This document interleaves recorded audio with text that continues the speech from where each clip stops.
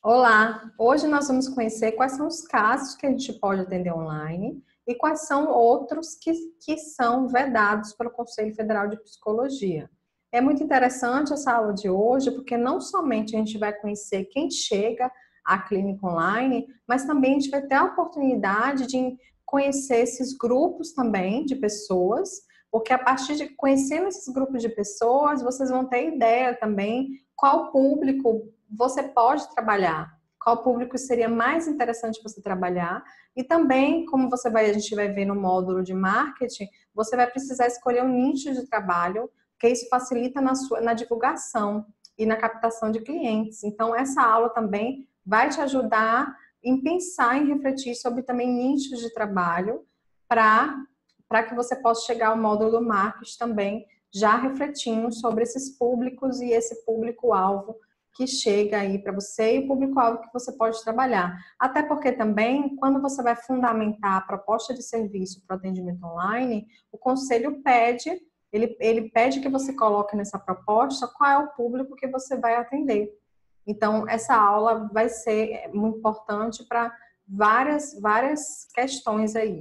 Então, vamos lá acompanhar essa aula. Então, para quem é indicado, a gente sabe que são 114 milhões de usuários de internet, isso em 2015, e a gente viu aí uma projeção de 2019 de 129 milhões de pessoas acessando a internet. Então, cada vez mais é crescente o número de pessoas que acessam a internet, e isso quer dizer também que a gente vai ter cada vez mais a oportunidade de atingir pessoas de várias partes aí do Brasil, porque no momento que elas têm essa conexão e começam a ter acesso à internet, elas também são potenciais clientes da gente, né? E a gente desse trabalho online. Então, isso é interessante também, um dado aqui nesse gráfico também interessante, é que o Brasil é o terceiro país que passa mais tempo navegando. Então, são 56 pessoas, por cento da população tem acesso à internet. A gente sabe que a nossa população é muito grande. Então, em termos de valores, é bem considerável. Então, a gente tem um público aí muito grande para atender online.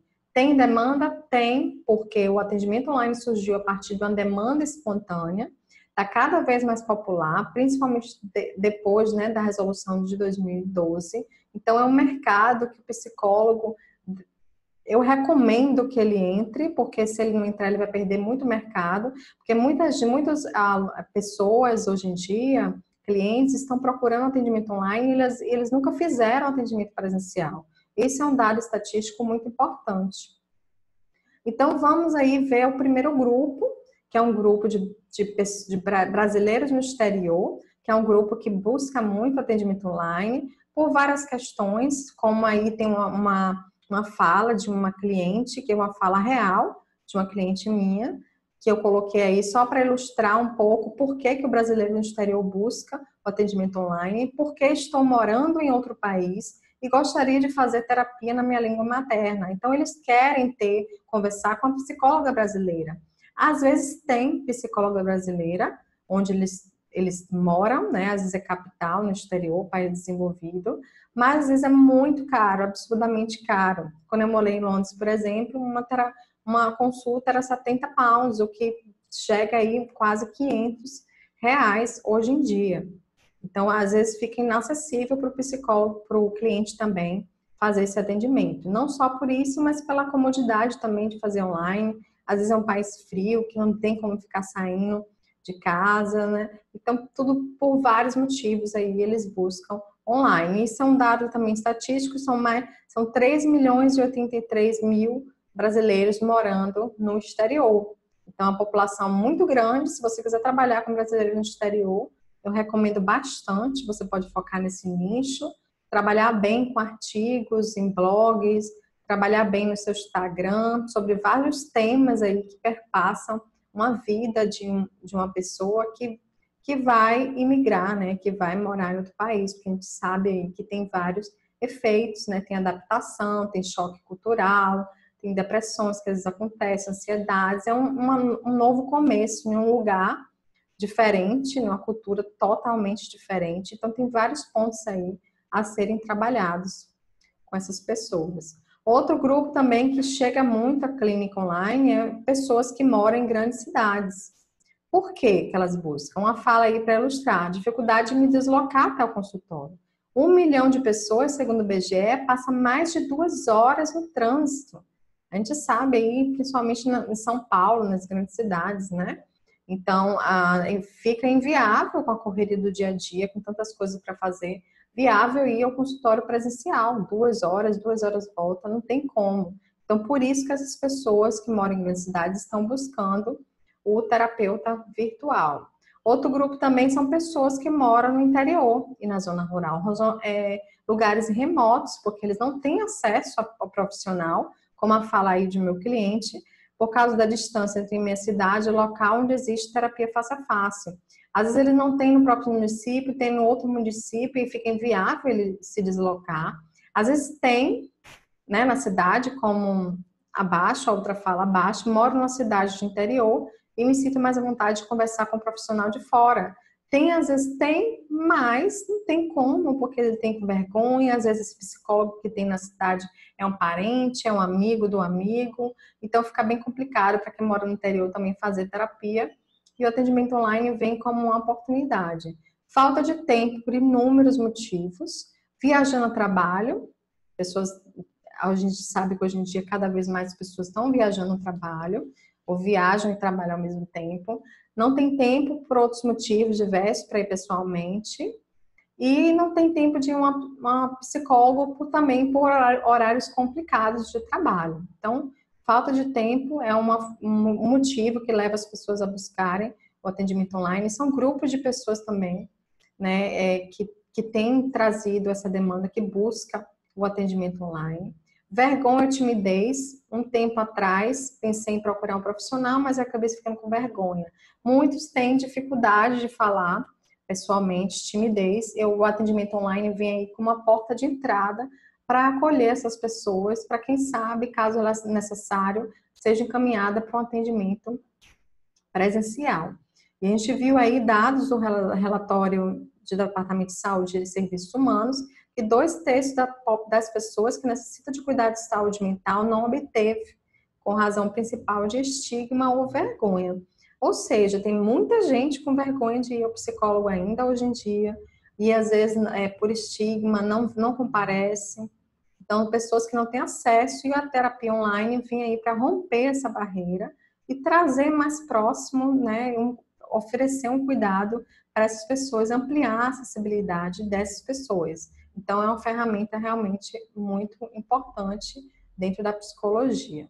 Falta de acesso, não tem atendimento, porque não tem atendimento, falta de acesso porque não tem na cidade, e ainda pior, não só não tem psicólogo na cidade dela, que é essa cliente, mas ela também tinha uma internet muito ruim, então ela só poderia fazer por e-mail.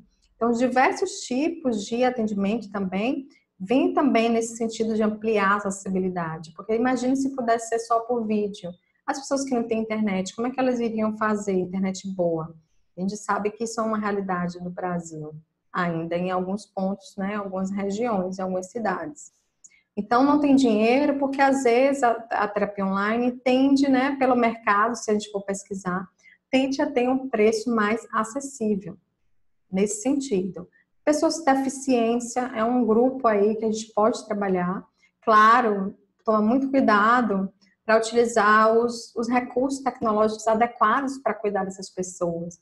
Por exemplo, se você for atender uma pessoa que tem um tipo de deficiência, quem sabe utilizar os softwares para transformar o que ela escreve em áudio para você poder, né?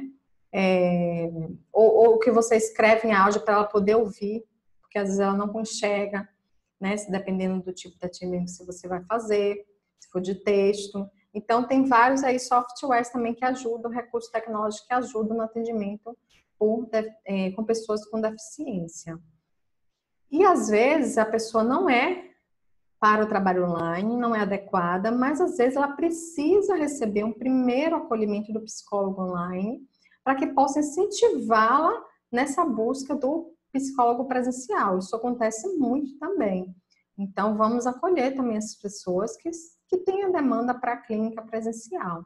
Outros que a gente pode estar atendendo, pessoas com dúvidas, tomada de decisão, timidez, fobia excessiva. Eu vou deixar esse PDF do slide aí abaixo, para vocês poderem imprimirem, tá?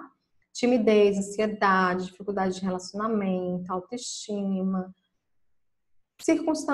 questões circunstanciais como programas, orientação vocacional, orientação de pais, orientação para planejamento de atividades profissionais, aposentadoria, uma orientação para aposentadoria. Então, tem vários também programas que podem ser realizados. O interessante é observar que o atendimento online, pessoas que têm uma percepção clara, né? Pessoas mais conscientes que precisam mudar, porque a gente não vai atender casos muito graves, muito complexos. Então, normalmente essas pessoas têm um nível de consciência melhor, né? Um autoconhecimento, né? Uma maturidade melhor. Então, pessoas às vezes que sofreram mudanças rápidas e querem saber como organizar, pessoas em situação de estresse, culpa, impotência, estão, né? Vícios também, às vezes vícios de internet também. Tudo depende muito, não é só do tema em si que a gente vai trabalhar, por exemplo, o vício da internet, uma ansiedade, mas também uma avaliação da personalidade dessa pessoa, quem é essa pessoa por trás de sintoma, né? O perfil dessa pessoa vai se adequar para o trabalho online, então temos que ver o sintoma, temos que ver o que a pessoa tem, né? Ansiedade, depressão, seja o que for, mas olhar também essa subjetividade para ver realmente se ela pode se beneficiar, se ela vai se adequar a esse tipo de trabalho. Então, quem não pode se beneficiar, para quem o atendimento online é vedado, menor de 18 anos sem autorização dos pais não pode ser atendido. Situações de urgências e emergências, pessoas ou grupos, situações de urgência e emergência.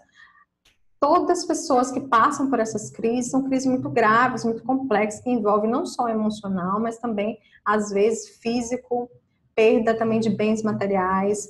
E essas pessoas que passam por esse tipo de situação devem ser atendidas por instituições que já existem, já têm protocolos de atendimento específicos para esses casos. E também uma equipe interdisciplinar por trás, que já trabalha com isso, que sabe o que fazer nesses casos, porque não é um atendimento clínico como a gente faz normalmente, né, de forma tradicional.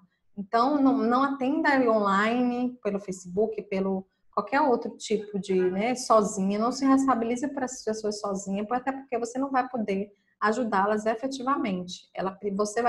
Pode dar suporte, fazer supervisão com as equipes que trabalham nesses locais, mas não atenda essas pessoas em situação de urgência e emergência, e também em situações de emergências e desastres. Casos de urgências, que são casos que tem risco, mas não precisa de uma ação imediata, mas tem um risco, como ansiedade aguda. Emergência, casos de emergência são situações que a gente precisa ter uma ação imediata, que a gente precisa agir agora, que são casos de suicídio, crises psicóticas, automotivação, que tem um risco muito alto. Então, todos esses casos, né, de urgência e emergência, a gente não pode atender online. Então, sabendo aí, como vocês podem ver, sabendo o que a gente pode e o que não pode atender, vai dar uma clareza maior para que a gente possa fazer uma avaliação inicial com objetivos, né? Bom, eu já sei o que eu não posso atender e o que eu posso atender. Com essa clareza, isso vai embasar para você tomar uma decisão, depois que você fizer uma avaliação inicial, se essa pessoa é para o trabalho online ou não.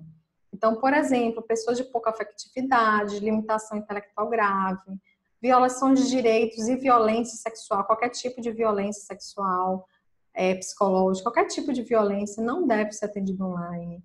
Violação de direitos não deve ser atendido online. Todas essas questões, direitos, violência, emergência, urgência, emergência, desastre, existem instituições apropriadas para esse tipo de atendimento.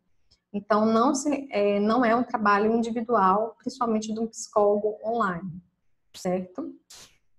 Então, pessoas também com muita confusão mental, com pouca capacidade egóica, que tem essa consciência, esse nível de consciência ainda não muito, né, elaborado. Então, percebam quem são essas pessoas, né, que você vai atender, como a gente viu nessa aula, quem pode que não pode ser atendido online. Interessante também ouvir esses feedbacks de clientes, porque isso traz também uma comprovação de que o atendimento online não só funciona, como a gente fala em outra aula, mas também do motivo que eles buscam atendimento online. E aí a gente traz aí, porque, né, essa lei de facilidade, que para clientes que estão sempre em trânsito, que foi uma fala de um cliente real. Então, a gente não tem interrupção que normalmente aconteceria no presencial, que é algo que também chama muita atenção deles. Também horário flexível, muitas pessoas fazem atendimento online, o perfil de pessoas de atendimento online também são pessoas que buscam um atendimento mais prático, um atendimento às vezes um pouco rápido, um pouco breve, eles têm uma certa mais urgência, né? Tem uma exigência maior. Então, pessoas também que têm uma flexibilidade, gostam desses horários flexíveis, essa flexibilidade de tempo, de horário.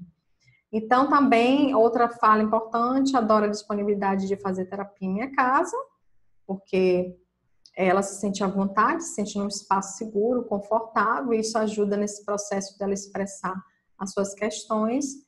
E também a flexibilidade é o que sai muito. A flexibilidade nos atendimentos me fez persistir. Então, é a flexibilidade que fez com que ela fizesse o atendimento online. Então, a gente pode ver aí várias questões, motivos que buscam, tipos de demandas que aparecem, tipos de demandas que a gente pode atender e outras que a gente não pode. Então, é interessante. A gente está focada nisso, porque essa aula aqui vai te ajudar na sua avaliação inicial. E também em outros pontos, como eu falei, na escolha de um nicho, na reflexão de qual público você vai atender online, que é importante para você fundamentar a sua proposta de prestação de serviço, para fazer o cadastro profissional, para atender online. Então, ficamos por aqui e nos vemos na próxima aula. Não esqueça de baixar o PDF abaixo, que é esse slide em PDF, para você poder olhar com mais calma. Um grande abraço.